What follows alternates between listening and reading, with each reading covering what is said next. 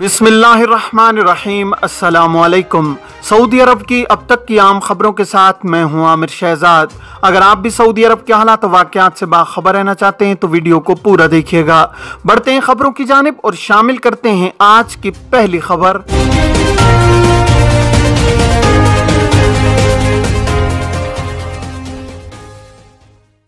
कारकुन का medical certificate जारी न कराने पर जुर्माना।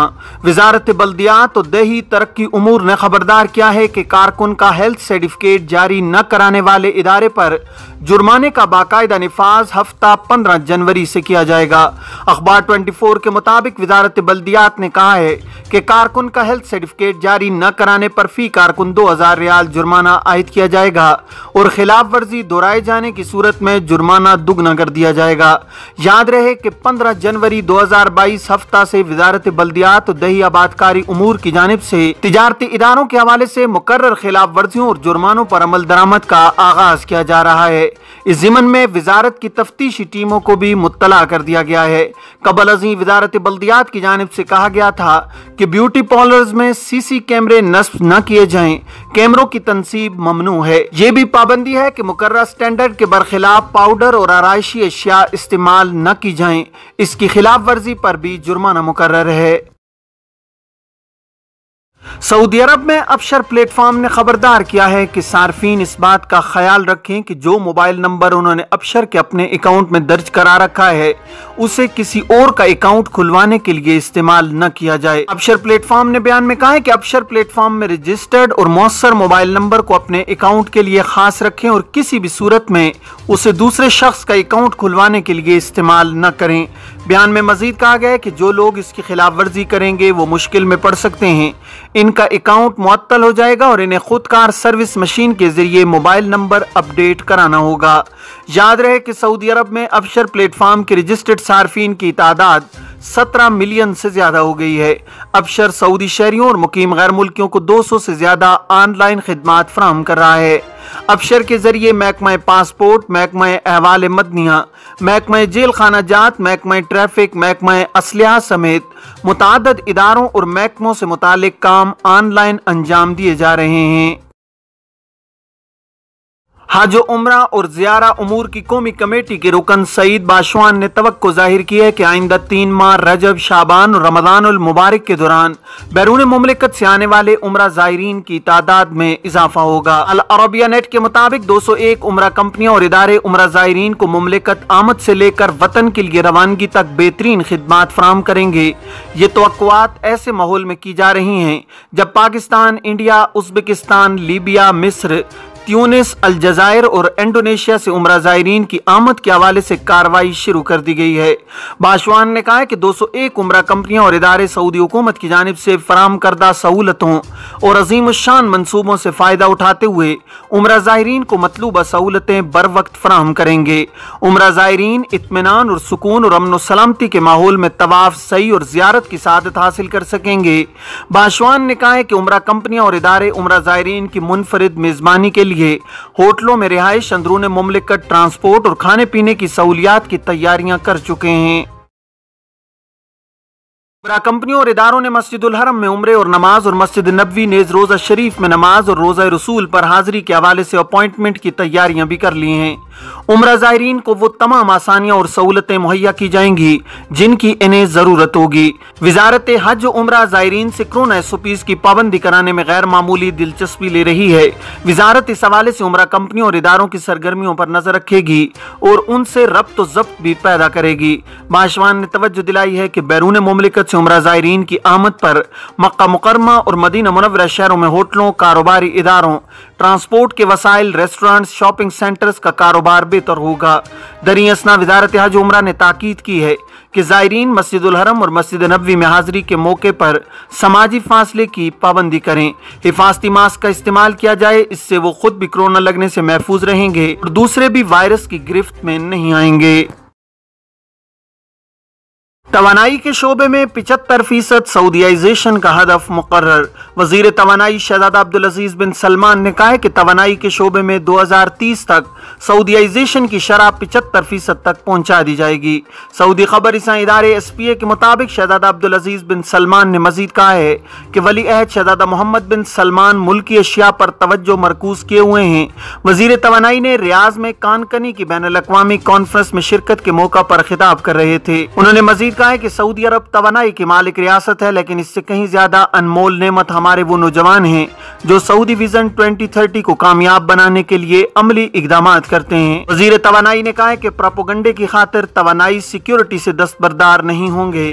तवानाई के मुतबादिल जराए सोच समझ कर अपनाए जाएंगे। दूसरा ऑप्शन ये है कि दुनिया तवानाई के रवायती सरचश्मों की बाबत खदशात से निकल कर दूसरी नौइयत के खदशात का रास्ता इख्तियार करे। वजीर तवानाई ने तवज्जो दिलाई है कि कार्बन सर्कुलर इकानमी का तस्वुर हमें हाइड्रोकार्बन की पैदावार जारी रखने, बरामद करने और इससे माली फवायद उठाने के काबिल बनाएगा। Information technology and communication commission ने हैकर्स की कॉल्स और धोखेबाजों के SMS से निपटने का तरीकाकार जारी किया है। इनफिरादी तौर पर और ग्रुप की शक्ल में इस किस्म के अनासर वक्तन फवक्तन SMS या कॉल्स करके मकामी शहरियों खुसूसन गैर मुल्कियों को इनाम निकलने का कह कर धोखा देते हैं। आजिल वेबसाइट के मुताबिक कमीशन ने ट्विटर अकाउंट पर तवज्जो दिलाई है कि अगर कोई शख्स आपसे रब्ता करके या SMS के जरिए ये दावा करे कि वो किसी मकामी बैंक का नुमाइंदा है या ये दावा करे कि आपका इनाम निकला है, उसे हासिल करने की कार्रवाई के लिए आप अपने निजी कवायफ या बैंक इंफॉर्मेशन से आगाह करें। जब भी ऐसा कोई राब्ता हो तो फौरन ही 330330 पर राब्ता करके कॉल या SMS करने वाले के बारे में मुत्तला करें। इससे कबल पब्लिक प्रोसिक्यूशन ने किसी भी सरकारी इदारे, महकमे या मालियाती इदारे या खिदमात पेश करने वाले इदारे का रूप धार कर किसी की दौलत पर कब्जा करने के लिए SMS, ईमेल या टेलीफोनिक राब्ते को काबिल सजा जुर्म करार दिया था। पब्लिक प्रोसिक्यूशन की जानिब से तवज्जो दिलाई गई थी कि जो शख्स भी किसी की दौलत हथियाने के लिए मज़कूरा तरीक़ाकार इख्तियार करेगा, किसी सरकारी या मालियाती इदारे या खिदमात पेश करने वाले इदारे का नाम इस्तेमाल करेगा, वो संगीन और काबिल दस्तअंदाजी पुलिस जुर्म शुमार किया जाएगा।